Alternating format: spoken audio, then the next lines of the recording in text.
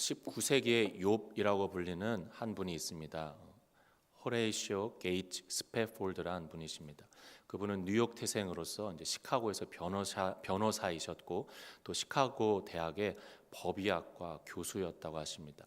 그리고 또 노스웨스트 장로교 신학교에 이사하셨으며 운영위원이시기도 하셨다고 합니다.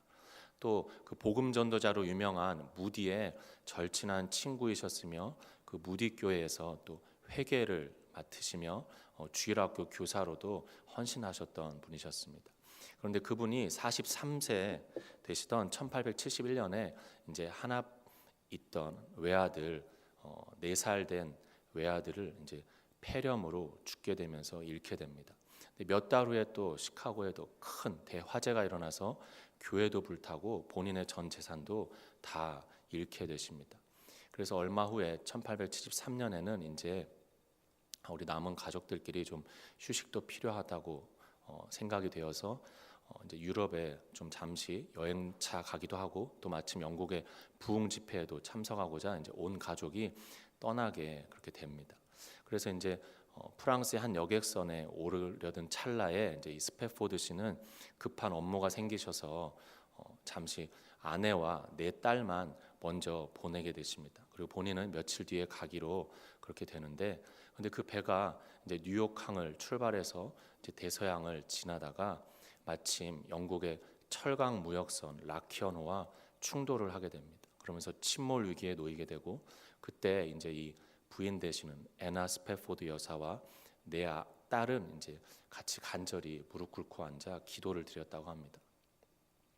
그러나 결국 그 배는 이제 침몰해 버리고 맙니다. 그래서 4딸도 죽고 또 다른 승객도 226명이 사망한 그런 사고였습니다. 이 여사분 애나 스패포드 분만 겨우 극적으로 구조되셔서 이제 살아남으신 것입니다. 그래서 이제 남편에게 급히 전보를 칩니다. 홀로 구조됨, saved alone이라고 전보를 치십니다. 이 소식을 들은 스패포드 씨는 이제 또 급히 영국행 여객선에 올라타십니다. 그래서 이제 한참을 가는데 이제 선장이 부르더랍니다. 그 대서양 한 가운데에서 사고 난 지점에서 그 스패포드 씨를 불러서 여기가 바로 그 배가 침몰된 지점입니다. 우리가 거기를 통과하고 있습니다. 이 스패포드 씨가 그 지점에서 그 검푸른 파도가 일어나는 그 지점을 보고 나서 선실로 돌아가서 이제 밤새도록 애통해하시며 통곡하셨다고 합니다. 주님, 누구보다도 주님을 사랑했던 저에게 어떻게 이런 큰 고통을 주십니까? 라고 하면서 울부짖으신 것입니다. 과연 혹시 여러분이었다면 이제 어떤 반응이 이제 나오셨겠습니까? 그분은 정말 그 별명처럼 욥과 비슷한 처지에 떨어지셨던 그런 극한 고통을 맞이한 그런 분이셨는데, 오늘 본문 이스라엘에게도 이제 그렇게 극한 고통이 찾아오는 그런 장면으로 시작이 됩니다. 22절에 모세가 홍해에서 이스라엘을 인도하매 그들이 나와서 수르 광야로 들어가서 거기서 사흘 길을 걸었으나 물을 얻지 못하고, 저기 모세가 홍해에서 이스라엘을 인도하매라고 말씀하는 것처럼 이제 출애굽 당시에 이스라엘은 그 십재앙도 경험하고 또 유월절 어린 양의 피도 통과하고 또 홍해를 마른 땅으로 건너고 나서 바로 앞부분에서 이제 그 감사와 감격의 노래 찬양도 뜨겁게 불렀습니다. 그런데 그 바로 직후에 지금 이제 그들이 나와서 들어간 곳이 수르 광야이고 또 사흘 길을 걸었고 물을 얻지 못했다는 것입니다. 한마디로 죽음의 상황을 맞이한 것입니다. 근데 거기서 끝나지 않습니다. 더 나아가 23절 말씀에 마라에 이르렀더니 그곳 물이 써서 마시지 못하겠으므로 그 이름을 마라라 하였더라. 지금 겨우 물을 발견했나 싶어서 물을 마셔봤는데, 허겁지겁 마셔봤는데 너무 쓴 물이었던 것입니다. 도저히 마시지 못할 고통에 더 괴로움만 더해주는 물이었던 것입니다. 그래서 그곳 이름도 마라로, 그 괴로움, 쓰다, 고통을 뜻하는 마라로 지었다고 말씀합니다. 지금 이스라엘에게 마치 죽음에 죽음이 더해진 것처럼 깊은 고통의 상황이 되어버린 것입니다. 저런 죽음에 죽음이 더해진 깊은 고통의 상황들이 우리에게도 있지 않습니까? 우리도 이런 십재앙과 같은 홍해를 마른 땅으로 건넌 것과 같은 그런 기적을 우리도 뜨겁게 경험하기도 하고 또 그 보혈의 은혜, 피, 구원의 은혜를 우리도 뜨겁게 또 통과하기도 하고 또 이스라엘이 홍해를 건넌 사건을 나중에 바울이 고린도전서 10장에서 이제 세례 사건이었다라고 잘 또 친절하게 영적으로 해석을 해주는 것처럼 우리도 이스라엘이 홍해를 건넌 것처럼 우리도 감사와 감격 가운데 세례를 또 받기도 하고 그래서 더 나아가 주님한테 하나님한테 사랑 고백, 믿음 고백, 그 신앙 고백을 잘 하기도 하고 또 우리도 감사와 감격 가운데 크고 뜨겁게 또 손을 들어가면서 찬양을 잘 하기도 하는데 그러나 그런 우리에게도 때로는 도저히 감당할 수 없는, 버틸 수 없는 특히 우리 스스로의 힘으로는 이겨낼 수 없는 극한 고통이 찾아온다는 것입니다. 그 좋은 예수를 믿었다면 우리가 그리스도인이 됐다면 우리가 하는 일들도 좀 잘 되고 몸도 마음도 좀 편안하고 강건하고 가정도 좀 화목하고 이렇게 모든 일들이 다 잘 되면 좋겠고 또 그러길 바라는데 또 그렇게 될 것만 같은데 그러나 그렇지 않은 경우가 상당히 많다는 것입니다. 게다가 우리가 그냥 구원 얻고 썬데이 크리스찬으로 교회만 다니는 정도가 아니라 정말 독실한 크리스찬으로 신앙생활도 열심히 하고 있는데 열심히 섬기고 헌신하고 봉사하고 혹 구제까지도 열심히 하고 있는데도 소위 말하는 넘치는 축복, 만사 형통, 무병장수, 부귀영화, 아름다운 꽃길을 걷는 것 같은 그런 길이 아니라 도리어 전혀 예상치도 못하고 기대하지도 못하고 상상하지도 못하고 또 원하지도 않았던 그런 고통의 사건과 사고들 혹은 그런 고통의 상황들, 사람들이 또 우리에게 엄습하기도 한다는 것입니다. 그런 때 우리의 일반적인 반응, 우리의 주된 반응은 무엇입니까? 아무래도 원망일 것입니다. 감사보다는 이제 원망이 터져 나오고 믿음보다는 이제 불신이 차오르기 시작하고 또 찬양보다는 탄식이나 한숨이 새어 나오곤 하는 것이 우리들의 모습이지 않나 싶습니다. 과연 이스라엘은 저 상황에서 어떻게 반응했겠습니까? 24절 말씀 백성이 모세에게 원망하여 이르되 우리가 무엇을 마실까 하매 이스라엘 백성들도 어김없이 원망했습니다. 그러나 그렇다고 해서 우리가 쉽게 손가락질할 수는 없을 것입니다. 우리가 지금 저 입장이 되어보지 않았기 때문에 쉽게 손가락질할 수는 없는 것 같다는 생각이 듭니다. 왜냐하면 잘 생각해 보면 우리가 단 20명만 어디를 함께 움직여도 그게 수월하지 않고 보통 일이 아닌데 지금 저 인원은 단순히 몇 명도 수십 명도 수백 명이 아니라 약 200만 명이 지금 움직이고 있는 그런 상황이었습니다. 200만 명이면 몇 년 전에 우리나라에서 그 촛불 집회가 일어났을 때 최다로 모인 인원이 232만 명이었다고 합니다.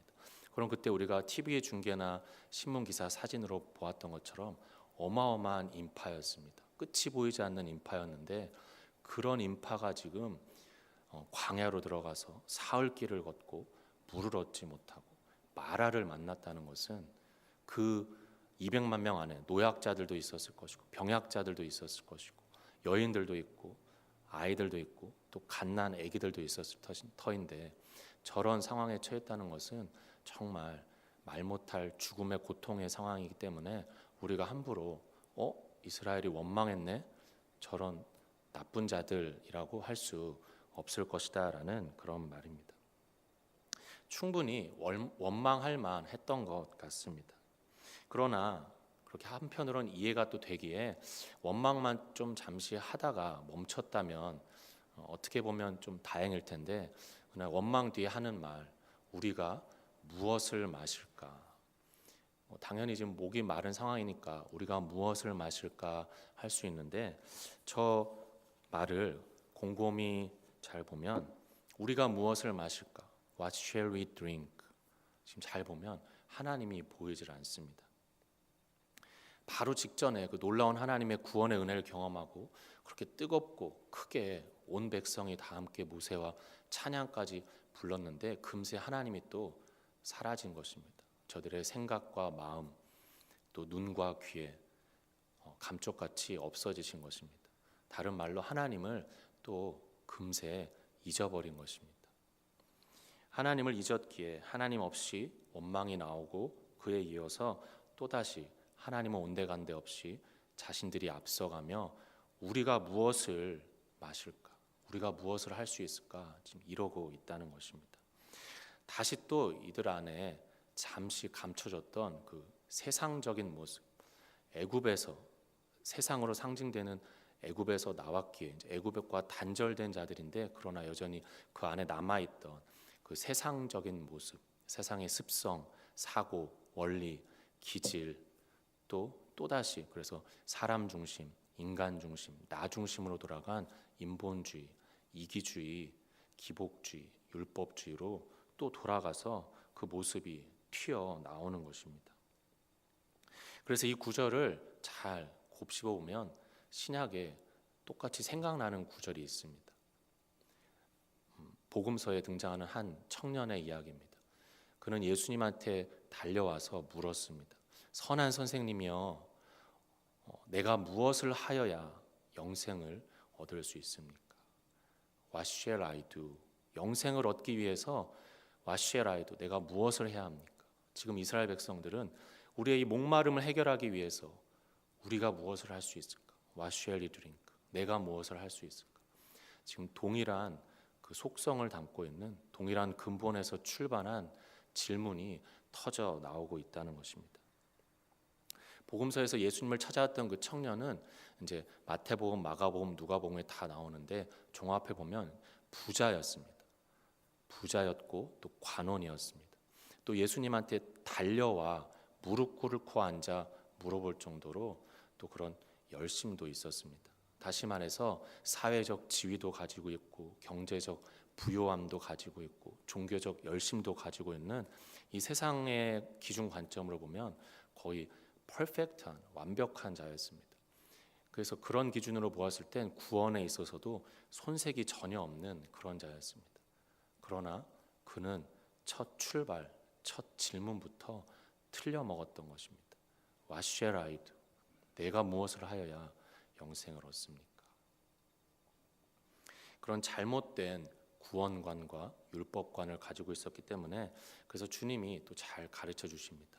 왜 나한테 선하다 그래? 선한 분은 하나님 한 분만 선하셔. 다시 말해 모두 다 죄인이야. 모두 다 죄인이야. 네가 뭘 해보겠다고? 지키겠다고? 그래 율법 너가 그렇게 잘 지켰다는 율법 그래 한번 더 제대로 해봐. 근데 지키려면 다 지켜야 돼.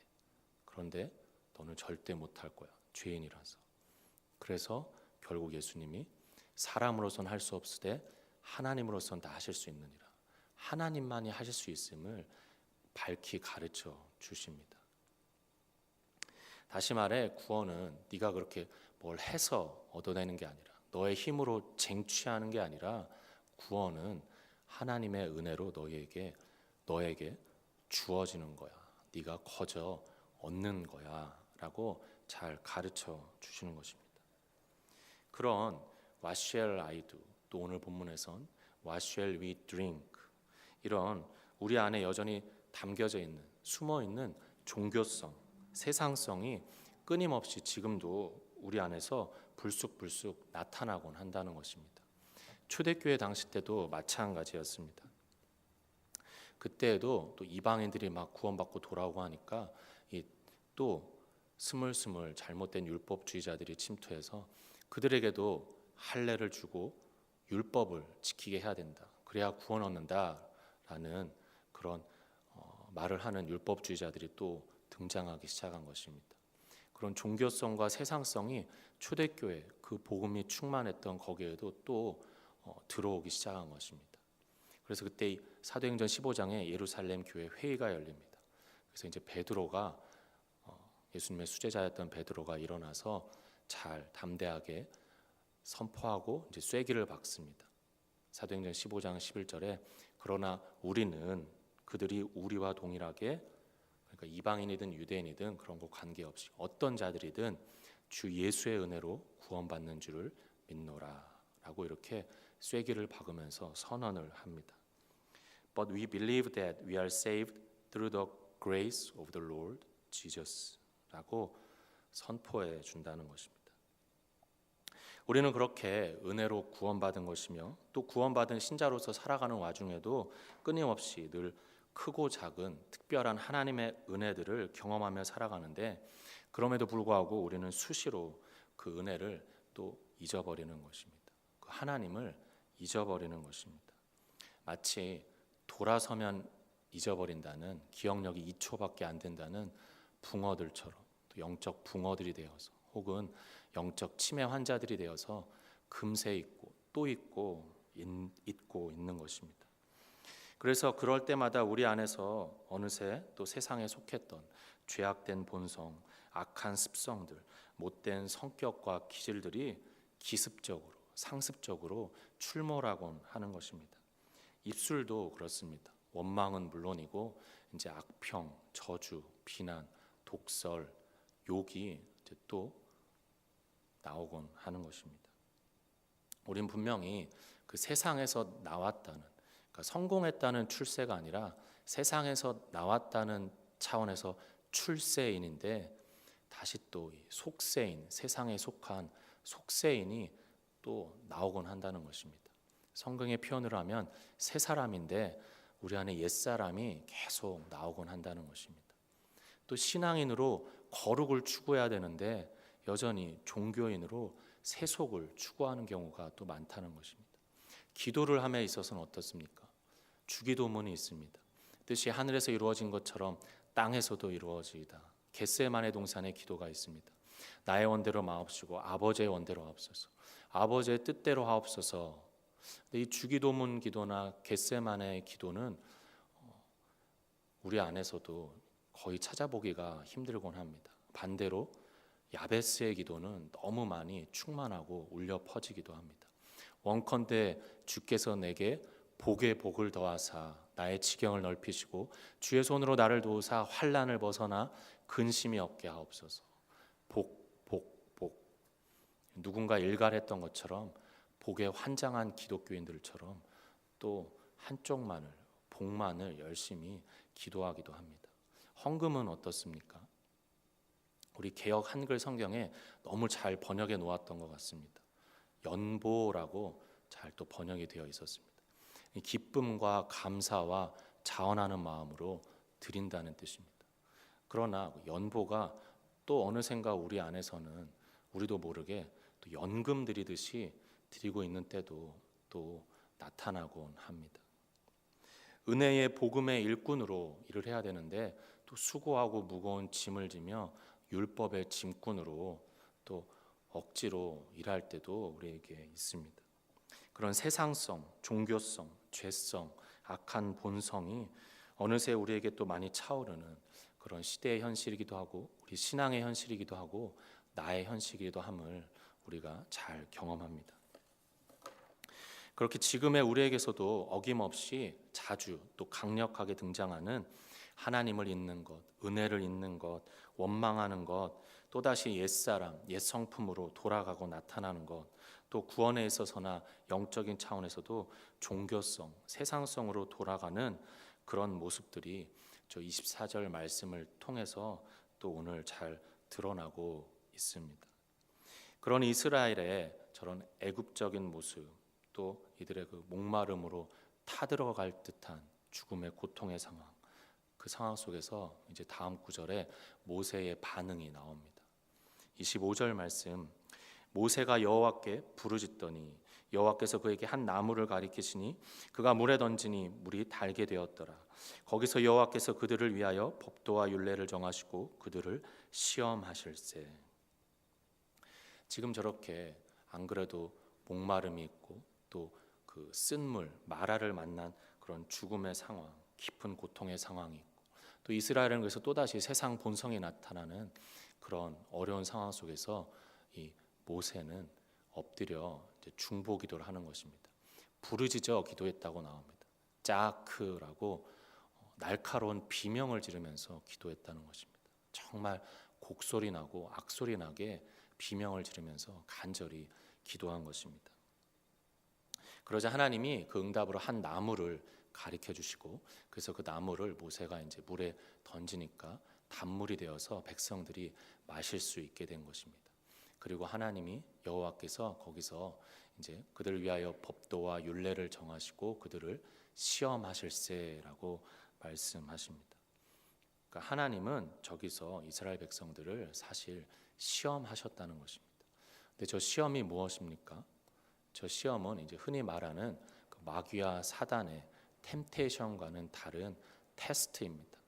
마귀와 사단의 템테이션은 이제 떨어뜨리고 멸망시키시고 어떻게든 넘어지게 하고 실패케 하려는 것이 목적인 그런 유혹이자 미혹인데, 하나님의 테스트는 그런 합격, 불합격이 아니라 합격, 낙제시키는 것이 아니라 누구는 패스시키고 누구는 페일하게 하는 것이 아니라 우리의 합격, 불합격은 예수님한테 판가름 나는 것이고, 그런 목적이 아니라 우리가 학창시절에도 학교에서 시험을 치르듯이 우리의 수준과 실력, 우리의 지점을 점검하고 확인하고 이렇게 드러내 보이는 그런 시험, 더 나아가 그로 말미암아 우리가 갈수록 성장해가고 성숙해가는 그런 시험, 우리가 정금같이 연단되기 위한 그런 훈련의 과정으로서의 그런 시험을 우리에게 하곤 하시는 그 차원의 시험을 말씀합니다.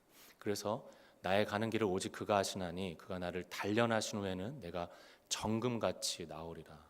그 욥기 23장 10절의 말씀이 하나님의 우리를 향한 시험의 목적을 아주 잘 보여줍니다. 우리에게 주신 믿음의 원석을 이제 믿음의 다이아몬드로 잘 깎아 가시는 그 시험이라는 것입니다. 하나님이 저들을 저렇게 시험하시고 더 나아가 하나님이 또 계시를 하십니다. 26절 말씀에 이르시되 너희가 너희 하나님 나 여호와의 말을 들어 순종하고 내가 보기에 의를 행하며 내 계명에 귀를 기울이며 내 모든 규례를 지키면 내가 애굽 사람에게 내린 모든 질병 중 하나도 너희에게 내리지 아니하리니 나는 너희를 치료하는 여호와임이라. 하나님이 이스라엘 백성들에게 출애굽기 3장 14절 15절에서 나는 스스로 있는 자 아니라 여호와다라고 하시면서 구원자 하나님으로 처음 계시하셨고, 지금 오늘 출애굽기 15장 26절에선 두 번째로 나는 너희를 치료하는 여호와 하나님이다라고 지금 계시를 하십니다. 그러니까 처음에는 구원자 하나님으로, 그리고 지금은 치료자 하나님으로 계시를 하십니다. 무슨 뜻입니까? 하나님 우리를 구원해 놓으시고 그냥 가만히 이제 방목하듯이 이제 니네가 잘 커봐라 하시는 것이 아니라, 니네가 이제 살아남으려면 살아남고 아니면 떨어져 나가고 이런 것이 아니라, 구원하신 하나님은 우리를 그에 걸맞게 치료해 가신다는 것입니다. 너는 내 것이라, 너는 내 아들이라, 너는 새 것이다, 너는 새 사람이다, 너는 이제 내가 보아주는 의인이다라고 그렇게 선언하시고 약속하시고 그에 걸맞게 만들어 가신다는 것입니다. 빚어 가신다는 것입니다. 저렇게 우리가 읽은 것처럼 우리가 이제 말씀에 귀를 기울이는 자들로, 하나님 뜻에 순종하는 자들로, 또 우리가 의인으로 보아주시는 그 의인된 자들로서 이제는 죄를 더욱 생산하기보다 의를 행하는 자들로 그렇게 빚어 가신다는 것입니다. 그럼 지금 22절부터 26절까지의 그 말씀을 종합해 보면 결국 무슨 뜻이 됩니까? 하나님은 당시의 이스라엘 백성에게 또 지금의 우리에게 그런 끔찍한 마라의 고통, 쓰디쓴 물, 죽음이 덮친 그런 극한 죽음의 상황을 때론 허락하시고 그곳으로 인도하시는 이유는 바로 당신이 선택하시고 지명하신 당신 백성들, 당신 자녀들인 우리들을 시험하시고 치료하시기 위함이라는 것입니다. 우리 안에 여전히 남아있는 그 세상 것들, 우리가 누군가 만나고 얘기하면 좀 쉽게 냄새가 나기도 하지 않습니까?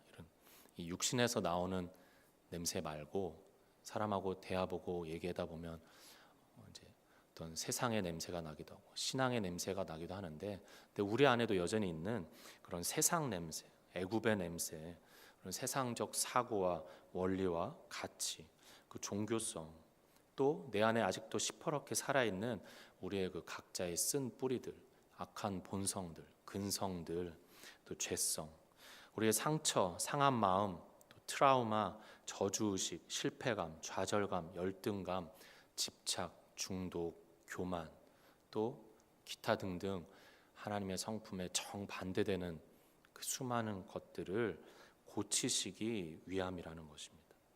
그래서 그 마라, 쓰디쓴 물, 고통을 능히 우리에게도 허락하시는 건데, 그래서 때론 우리에게 꾸역꾸역 우리의 목을 잡아가면서까지도 들이부으시며 먹이시는 건데, 그러나 그렇게 고통만 또 우리에게 주신다면 우린 또 참 어떻게 보면 너무 힘들고 불행한 자들이 될 것입니다. 그 고통 속에서도 하나님이 우리에게 주시는 것이 있습니다. 아까 하나님이 그 이스라엘 백성들, 그 안에서 그 이스라엘 백성들을 위해서 그 가운데서도 엎드려 기도했던 중보자 모세가 있고, 그 쓴물에 던져져 단물로 바꿔진 한 나무가 있었듯이 하나님이 고통 가운데 우리에게 주시는 것, 바로 중보자 모세로 모형되는 중보자 예수 그리스도가 우리에게 있고, 한 나무로 나타난 그 쓴물, 마라에 던져진 나무, 바로 신약 시대에 십자가가 섰던 그 자리에 여인들, 마리아들이 있었습니다. 마라와 마리아들 연결된 것입니다.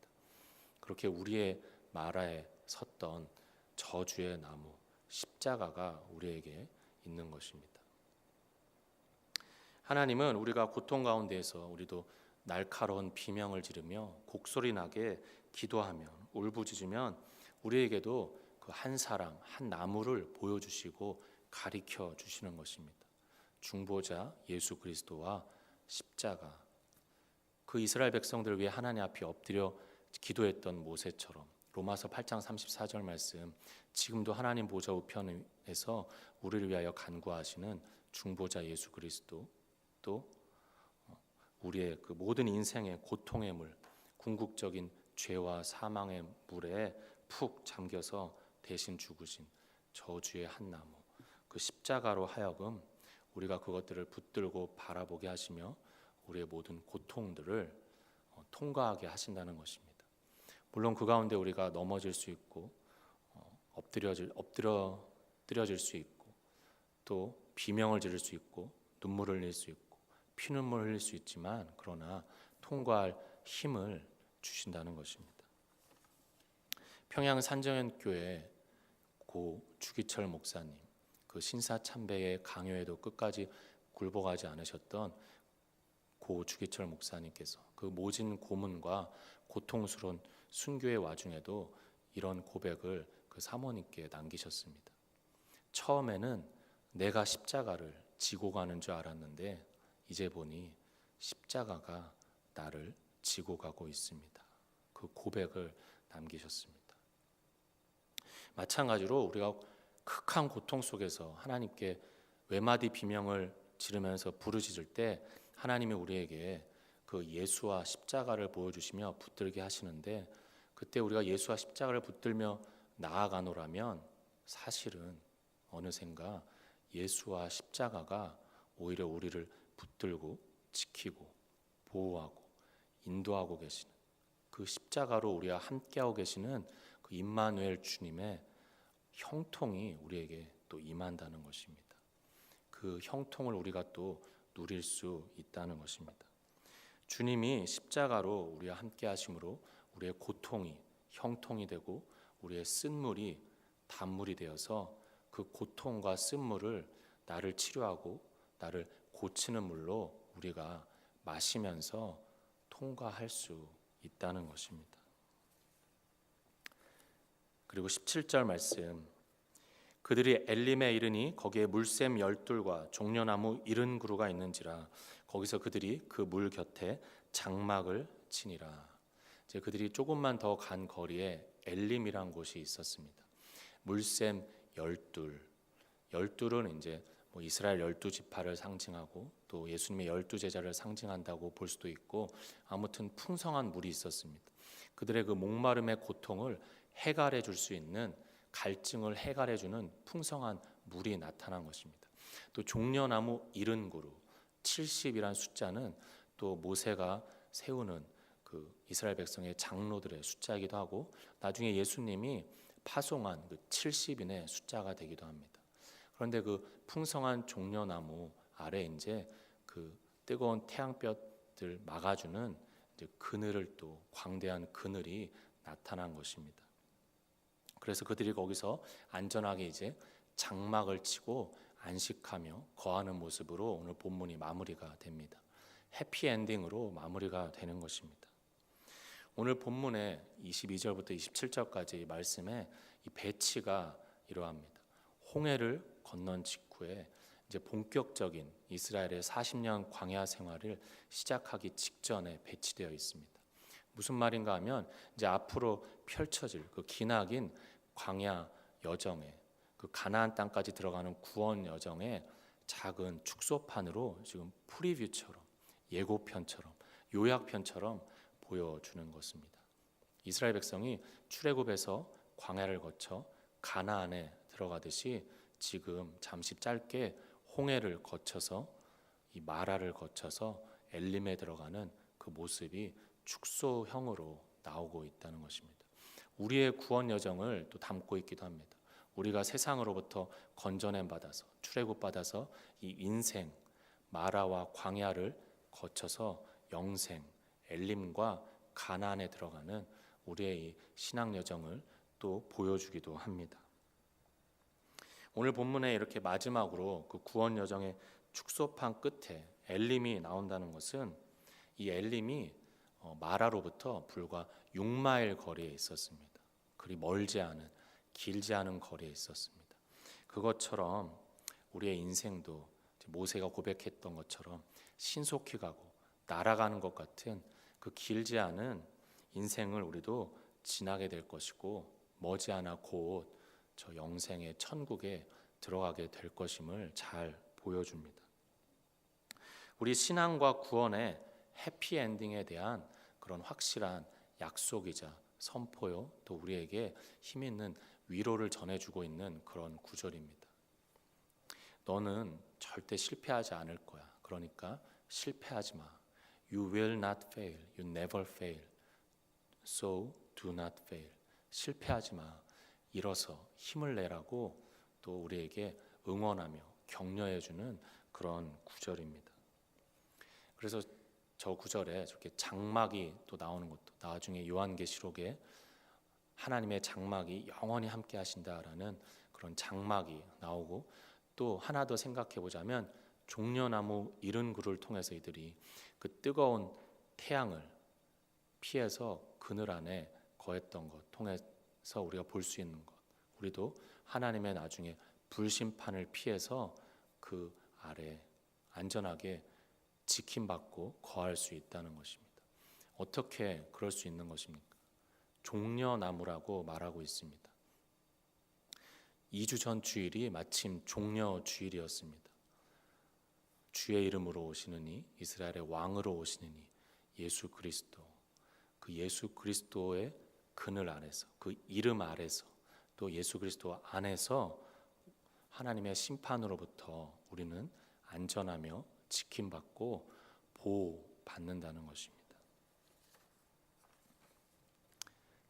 아까 맨 처음에 제가 말씀드렸던 그 스패포드라는 분은 이제 그 고통의 현장, 그 바다 위를 지나시면서 그렇게 밤새도록 울부짖으며 애통해하시며 통곡하셨는데, 그러나 날이 밝아온 무렵 한편에 이제 시를 써 내려가기 시작하십니다.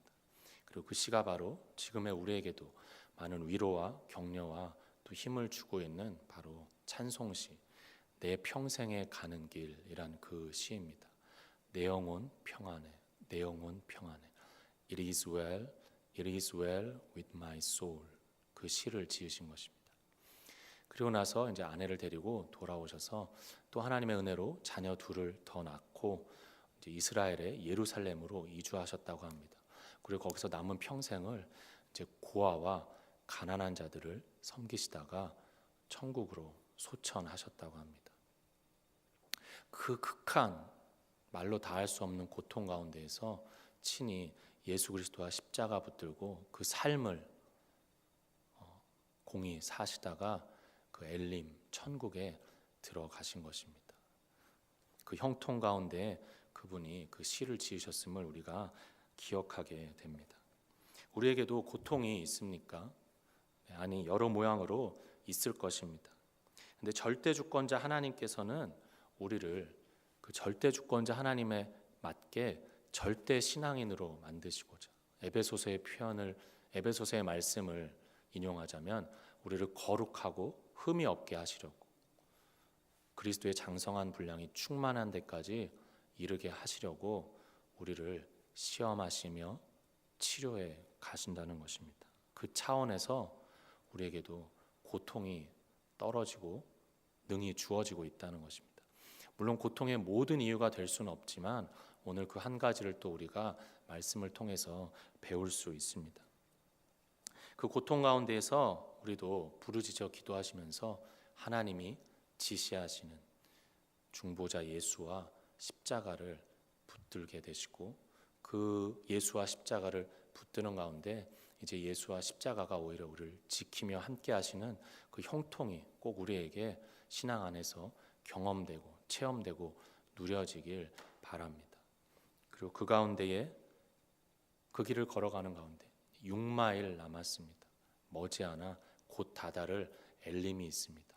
우리의 영원한 해피엔딩, 행복한 결말, 우리가 돌아갈 본향, 우리의 그리운 아버지 집, 우리의 그 확실한 소망 엘림이 남아 있습니다.